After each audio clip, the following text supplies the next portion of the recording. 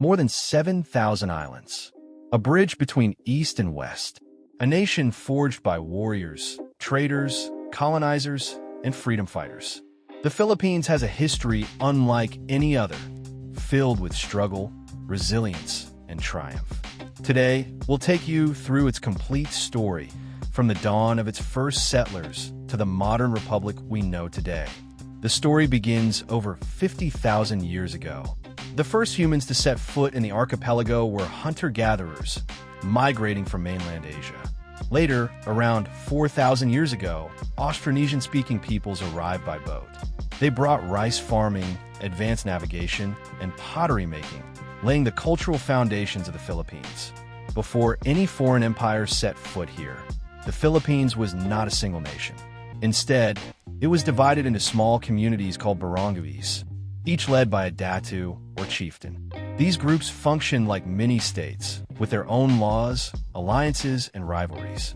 This decentralized system meant Filipinos valued loyalty to their community long before the idea of a unified country existed. Far from being isolated, the islands were connected to global trade routes. Chinese porcelain, Indian beads, and Arab glassware have been found in excavations. Merchants from as far as Persia and Siam exchanged goods with Filipinos, introducing new ideas, art, and technologies. These interactions gave birth to a society rich in diversity. Among the most powerful were the Rajanate of Cebu, Butuan, and the Sultanate of Sulu. Butuan, in particular, was famous for its gold and shipbuilding. Chinese dynasties recorded trading missions with Butuan's rulers, evidence that the Philippines already had organized kingdoms long before Spain arrived. By the 14th century, Islam spread to Mindanao and the Sulu archipelago through Arab and Malay traders. The sultanates they established created centralized governments and strong armies. These Muslim states would later fiercely resist Spanish colonization, keeping their independence for centuries. In 1521, Ferdinand Magellan reached the Philippines on his voyage around the world. He baptized local rulers but quickly faced resistance.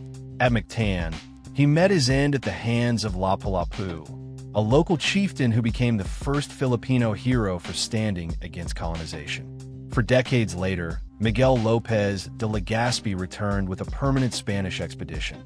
He established a colony in Cebu, then moved to Manila in 1571. This marked the beginning of 333 years of Spanish rule that would reshape the islands forever. Spain built Intramuros, the Great Walled City of Manila. It became the capital of Spain's Asian Empire, a fortress of stone and faith. Within its walls were churches, schools, and government buildings. Outside, Filipino laborers and Chinese merchants kept the city alive. From 1565 to 1815, Manila connected the east to the west through the galleon trade. Massive ships sailed yearly to Acapulco, Mexico, carrying silk, spices, and porcelain. In return, silver from the Americas poured into Manila. This trade made Manila one of the world's wealthiest ports, but ordinary Filipinos saw little of its riches. Missionaries fanned out across the islands, converting millions. Churches rose in every town, blending European architecture with Filipino artistry. The Spanish used faith to unify and control the population, but it also gave Filipinos new traditions that endure today. Spanish rule was a mix of order and oppression. New laws, towns, and crops were introduced, but heavy taxes, forced labor known as polo y servicio, and abuses by friars created deep resentment among the people. For centuries, Filipinos fought back. From the 40-year Daguhoy Rebellion in Bohol to countless village uprisings, resistance never died out. These revolts failed individually, but they proved one truth: Filipinos never fully accepted foreign rule. By the 19th century, a new educated class emerged: the Ilustrados. They studied in Europe, where they absorbed liberal ideas of freedom and equality. They began to question Spanish rule and pushed for reforms. Among them was José Rizal. His novels, Nalimi Tanhair and El Filibusterismo, exposed the injustices of colonial society. His writings united Filipinos, making him the intellectual father of nationalism. In 1892, Andrés Bonifacio founded the Katipunan, a secret society determined to overthrow Spain through armed revolution. It spread rapidly, fueled by the dream of freedom. By 1896, open rebellion broke out. Filipino revolutionaries fought across the country. Though often outgunned, their courage shook Spanish rule to its core. On December 30th, 1896, Rizal was executed by firing squad. Instead of silencing him, Spain created a martyr whose death ignited the revolution further.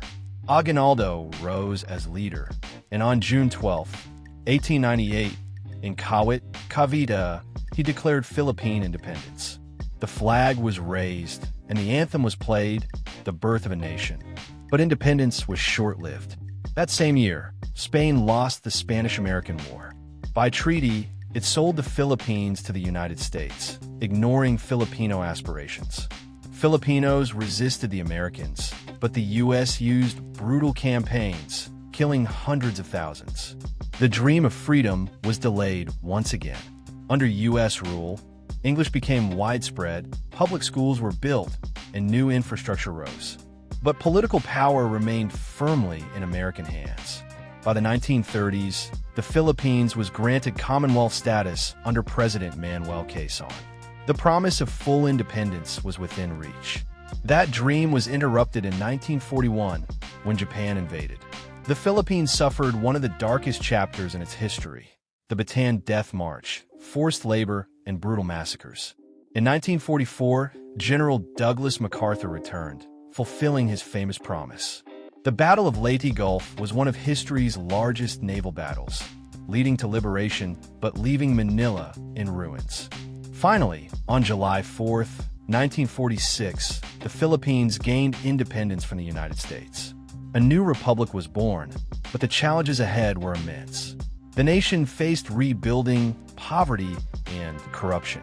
Communist insurgencies rose, and political families dominated power. Yet Filipinos pushed forward with resilience. In 1972, Ferdinand Marcos declared martial law. Civil liberties were crushed, critics jailed, and corruption flourished. Yet infrastructure projects and propaganda painted an image of progress. By 1986, the people had enough. Millions marched in EDSA in a peaceful protest that toppled Marcos without a single shot fired. Corazon Aquino became president, and democracy was restored. Since then, the Philippines has faced highs and lows. Economic crises, political scandals, but also rapid growth, cultural influence, and the strength of millions of overseas workers keeping the nation afloat. Today, the Philippines stands as one of Asia's most dynamic democracies. Shaped by centuries of struggle, it is a nation defined by resilience and faith. Its story is not just about the past, but about a people whose spirit refuses to be broken. By the late 20th century, millions of Filipinos began working abroad. Known as Overseas Filipino Workers, or OFWs, they became the modern-day heroes of the economy. Their remittances fueled national growth, but their sacrifices, families separated, generations raised apart, became one of the country's defining social realities. The post-Marcos era brought back democracy, but it was fragile. Coups, corruption scandals, and political dynasties kept testing the young republic. Presidents from Ramos to Arroyo struggled to balance reform with stability. The lesson became clear: freedom must constantly be defended. Despite struggles at home, Filipinos thrived abroad. From nurses in the Middle East, to engineers in the U.S., to entertainers on the world stage, the Filipino identity spread across the globe. Global recognition of Filipino talent, from boxing legends like Manny Pacquiao to artists like Lea Salonga, gave the Philippines cultural influence far beyond its size. The nation entered the new millennium with new challenges: natural disasters, insurgencies, and geopolitical disputes in the South China Sea. Yet, it also experienced rapid economic growth, a booming call center industry, and increasing global partnerships. The Philippines began to stand as a key player in Southeast Asia's future. The story does not end here. The Philippines faces both great challenges and great opportunities, from climate change and governance to harnessing its young population and diaspora. Its history shows a people who rise from every hardship stronger than before. The Philippines' future is not just about survival, but about shaping its destiny as a true leader in Asia. From ancient tribes to modern democracy, from colonization to independence, the Philippines has always been more than just a collection of islands. It is a story of people, resilient, passionate, and unyielding. And as history has proven time and time again, the Filipino spirit will never be conquered. Please subscribe to our YouTube channel for more amazing facts.